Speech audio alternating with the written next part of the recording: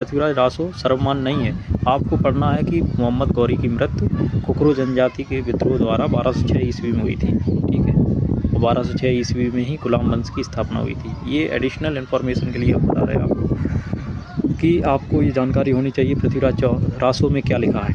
पृथ्वीराज रासो में लिखा है कि जब उन्होंने आदेश दिया, एक पूरा मूवी में देखा ही होगा, पूरा मैदान लगा बाकायदा, और चंद्रवरदाई बोलते हैं कि 4 बाँस 24 गज अंगुल अष्ट प्रमाणता ऊपर सुल्तान है मत चूके चौहान। तो 4 बाँस से उन्होंने ये दिशा बताई थी, अंगुल अष्ट प्रमाण है, उसके ऊपर सुल्तान बैठे हैं, ये आपके पास लास्ट अटैम्प्ट है, फोड़ दो। तो इस प्रकार उन्होंने तीर चला दिया था उसकी आवाज़ पर, वहाँ उनकी मृत्यु हो गई थी। फिर आपस में दोनों ने आत्महत्या कर ली थी एक दूसरे को, तो वही दोनों साथ जन्मे थे।